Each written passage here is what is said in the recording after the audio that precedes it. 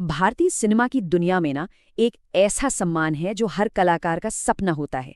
आज हम उसी सबसे बड़े सम्मान दादा साहेब फाल्के पुरस्कार और उसकी शानदार विरासत के बारे में बात करने वाले हैं। जी हाँ, बिल्कुल सही सुना। फिल्म जगत का जो सबसे बड़ा सम्मान है, उसकी मशाल अब एक और दिग्गज के हाथों में सौंप दी गई है और ये नाम भारतीय सिनेमा के एक बहुत बहुत बड़े सितारे का है।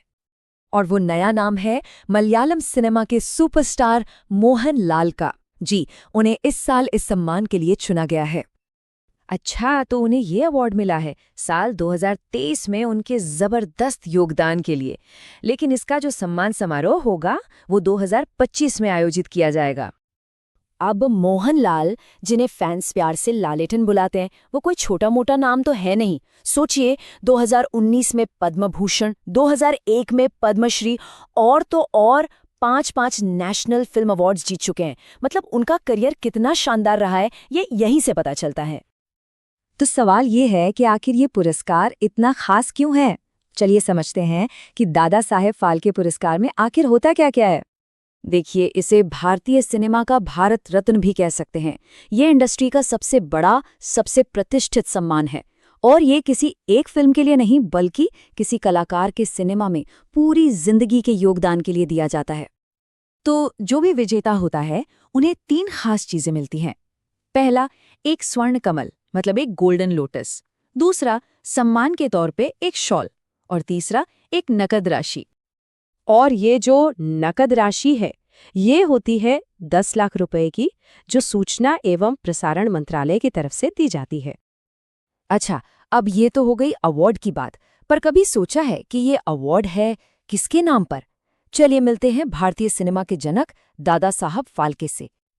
तो ढूंढीराज गोविंद फाल्के, जिन्हें हम सब दादा साहेब फाल्के के नाम से जानते हैं, वो इंसान थे जिन्होंने 1913 में भारत की पहली फुल लेंथ फीचर फिल्म राजा हरिश्चंद्र बनाई थी। सोचिए, उन्होंने ही तो पूरे इंडियन फिल्म इंडस्ट्री की नींव रखी थी।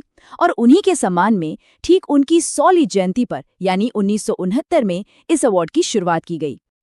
तो मोहनलाल अब उस एलीट लिस्ट में शामिल हो गए हैं जिसमें वो नाम है जिन्होंने सच में भारतीय सिनेमा को बनाया है, उसे एक पहचान दी है। चलिए जरा इस हॉल ऑफ फेम में झांक कर देखते हैं। ये एक ऐसा एक्सक्लूसिव क्लब है जिसमें जगह पाना मतलब समझिए पूरी जिंदगी की मेहनत सफल हो गई। इस सम्मान की कहानी शुरू हुई थी 1969 में और सबसे पहली हकदार बनी देविका रानी। उन्हें आज भी भारतीय सिनेमा की फर्स्ट लेडी कहा जाता है। उनके किरदार और उनका अभिनय अपने वक्त से कहीं आगे था। फिर साल आया 1984 और ये अवार्ड मिला उस डायरेक्टर को जिसने इंडियन सिनेमा को दुनिया के नक्शे पर चमका दिया। जी हाँ, अपनी फिल्मों से जादूगरी करने वाले महान सत्यजीत रे। इसके बाद 1987 में बारी आई द ग्रेटेस्ट शोमैन की। एक एक्टर, डायरेक्टर और एक विजनरी, राज कपूर को उनके बेमिसाल योगदान के लिए ये सम्मान दिया गया। और वो आवाज कैसे पीछे रह सकती थी जिसने न जाने कितनी पीढ़ियों के दिलों पर राज किया है। साल 1989 में ये सम्मान मिला सुर सम्राज्ञी लता मंगेशकर जी को। उनकी आवाज तो खुद भारतीय सिनेमा की पहचान है। यहाँ पे ना अक्सर लोगों को थोड़ी कंफ्यूजन होती है कि अवार्ड का साल कुछ और होता है और सेरेमनी किसी और साल में। तो चलिए इसे थोड़ा आसान करके समझते हैं। ये देखिए, समझने वाली बात बस इतनी सी है कि अवार्ड किसी खास साल के योगदान के लिए होता है, पर मिलता कुछ समय बाद है। जैसे मोहनलाल जी को 2023 का अवार्ड मिल रहा है 2025 में। बिल्कुल वैसे ही 2022 का अवार्ड मिथुन चक्रवर्ती जी को 2024 में मिला था और 2021 वाला वहीदा रहमान जी को 2023 में दिया गया था। तो ये एक पैटर्न है।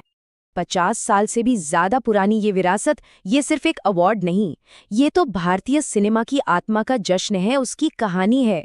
तो अब सवाल ये है कि इस शानदार लिस्ट में अगला नाम किसका होगा?